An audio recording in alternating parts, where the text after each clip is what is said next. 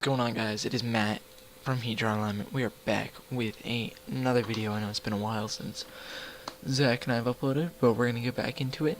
So we're actually gonna be looking at an older video I made about modern elves. The deck's changed a lot. I've been playing it a lot. Definitely my deck of choice right now.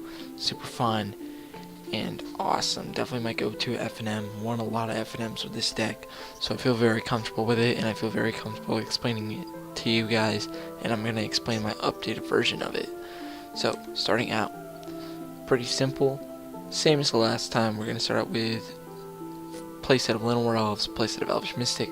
These guys are just really basic, really good, just 1 drop, 1/1 for 1 mana.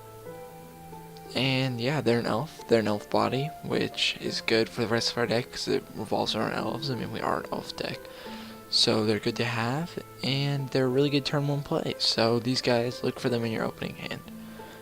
Moving on to our next one drops, we have Heritage Druid and Nettle Sentinel. So Heritage Druid gives us a lot of explosiveness in the deck. We're able to tap 3 untapped elves we control to add 3 green to our mana pool, which this ability is not affected by Summoning Sickness. So as soon as we play a Heritage Druid and we have 2 other elves ready to be tapped, we can tap all 3 of those guys and have 3 mana in our mana pool, which is really, really great.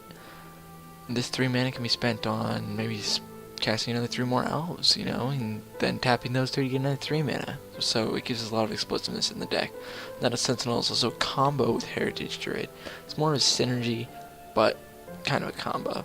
So Nettle Sentinel doesn't untap during its controller's untap spell, but when we play a green spell, we may untap Nettle Sentinel.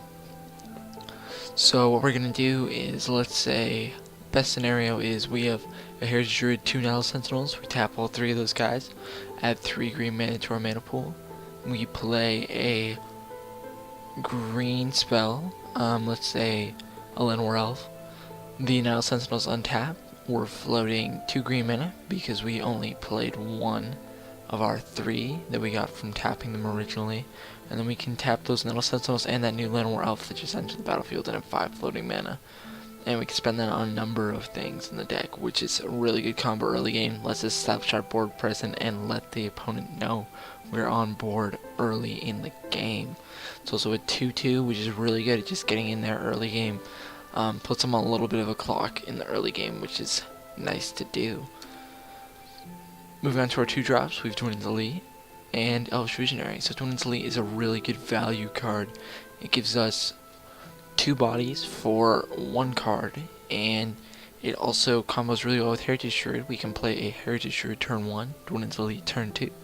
Tap those 3 guys and have 3 green mana in our mana pool, and we've only played 2 spells.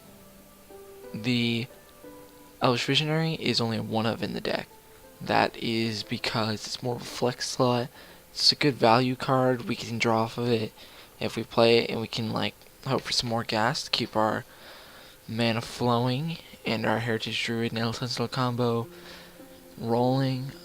Other than that, Elvish Visionary is just kind of a placeholder in the deck. Moving on, we have a combo of Vizier of Remedies and Devoted Druid. So I'm going to start off with Devoted Druid. So Devoted Druid, we can tap to add 1 green to our mana pool, and it's a 0/2 for 2. And then also there's another ability where you can put a -1/-1 counter onto it and untap it. So most of the time we would just play it as a Llanowar Elf or an Elvish Mystic, but we can also untap it to get that -1/-1 counter onto it. So with that -1/-1 counter, it's only a 0/1. What Vizier of Remedies does is it's a human cleric for 1 and a white, and it's also 2/1, and if 1 or more -1/-1 counters will be put onto a creature we control, that many -1/-1 counters -1 are put on instead. So in the case of Devoted Druid, if we go to put a -1/-1 counter onto it, none of them go on. So fairly simple, and it allows us to have infinite mana, and all we need is these 2 cards. So moving on, we have our kind of end of the combo, so we need something to spend all that mana on, and that would be Renegade Leader. just by himself, he's a really good card as well. He's a 2/2 for 3 for 1 green. We can regenerate another target elf, and for 5 mana we can give all of our elves +3/+3 and trample to end of turn. So with Vizier of Remedies and Devoted Druid, we can just give all of our elves a +infinite and infinite until end of turn. Well, not infinite, there's no infinite, but we can give them a lot before combat. Definitely enough for lethal on every single one of them. So Druid does, it's our other 3-drop. It's more of our value card. I think it's one of the like namesake cards in the deck. Like you see an Druid, and it's like, oh, this is elves.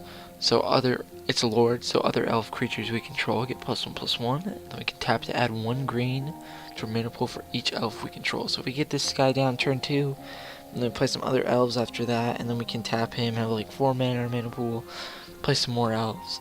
We're also running some spells in the deck. We have 4 Eclectic Company, which is just a really good card. You guys know it, lots of value, seen played in lots of different decks, in standard and in modern, and just a good way to dig 6 cards deep and get some creatures onto the board. It can also is instant speed, so you can play it on our opponent's turn. Easy to play around counter spells because of the instant speed. And it's a really good card. Court of Calling allows us to get something that we need. So we court for like 1, get a Heritage Druid if we have a lot of Netta Sentinels on board and a lot of stuff in our hand. We can court for 3 a lot of the times. What you're doing, you're courting for Azuri. Once you get your Devoted Druid Viziers down, and then you use activating Azuri as soon as he comes into play. We can court for Druid if we need that little bit of pump out once we get some guys through. And they only need like +1/+1 to give us lethal, so that's really good. Cord is just kind of like a good card to have in the deck, so we definitely are running a playset of those.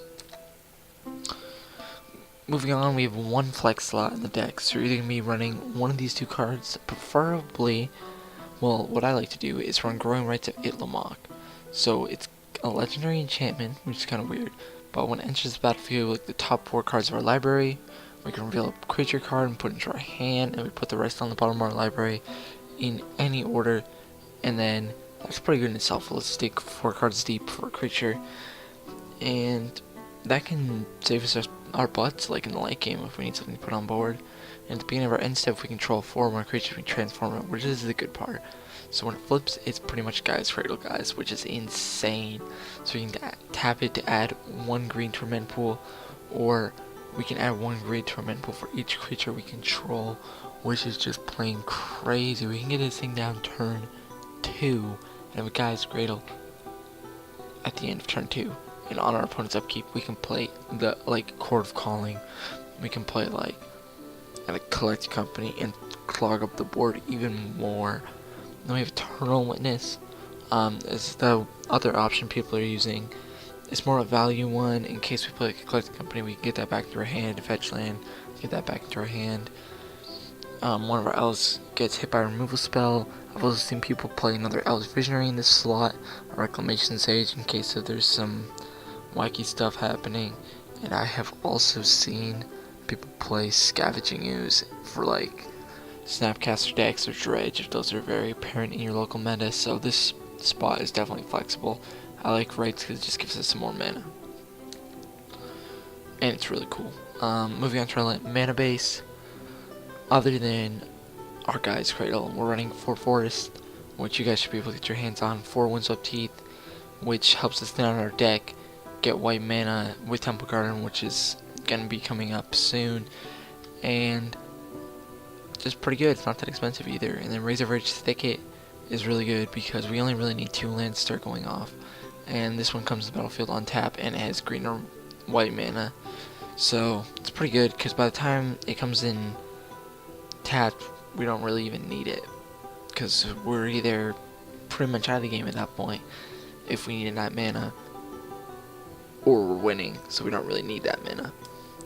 Moving on to the rest of the lands in the deck, we're running 1 Horizon Canopy for that card draw. It's expensive, so if you don't want it, don't go for it. I'm running 1 at the moment. Temple Garden, so we can fetch for it. It's also, I mean, we can fetch for it at the end of turn if we don't have anything else to play. Put it into the battlefield tapped. If we're not playing around Blood Moon or anything, it's good.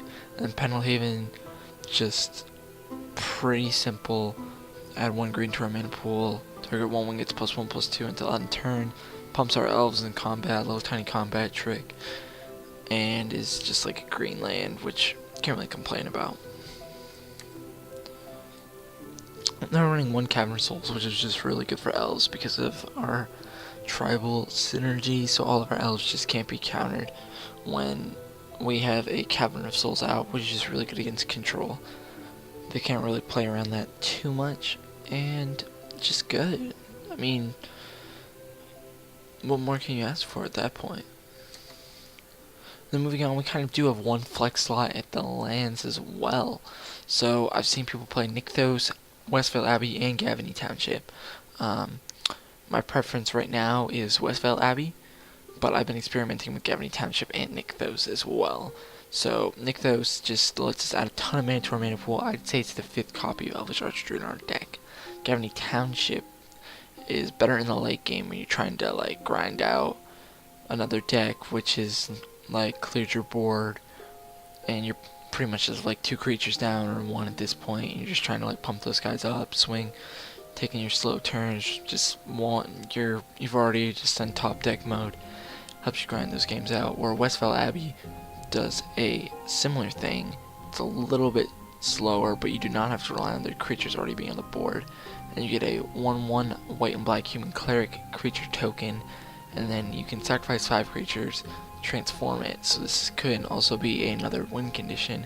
Let's say if your opponent's at 9, nothing in hand, nothing on board, you're not expecting anything, flip this guy, swing with him, and just win. I mean, it's 2 win conditions in 1. So not much to complain about there. It is a little expensive for mana though, which is not really a problem with elves because we are always in abundance of mana, or 99.9% of the time I'd say we are. Moving on to the sideboard, it's super flexible for elves because we're a Court of Calling deck. We run multiple things: Bring to Forge Tender against Anger of the Gods, against Pyroclasm, Million Claws against anything black, any black removal, Elan Redirect against Ad Nauseam and Storm, Elves Champion against anything that's playing green, Essence Warden against Burn, and then Fracturing Gust against Affinity Bogles.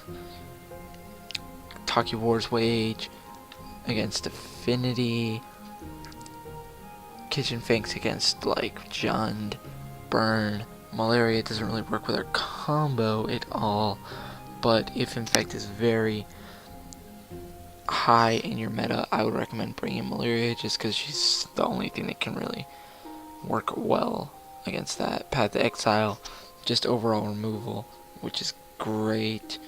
Kind of takes off our game plan a little, but sometimes you have to do that.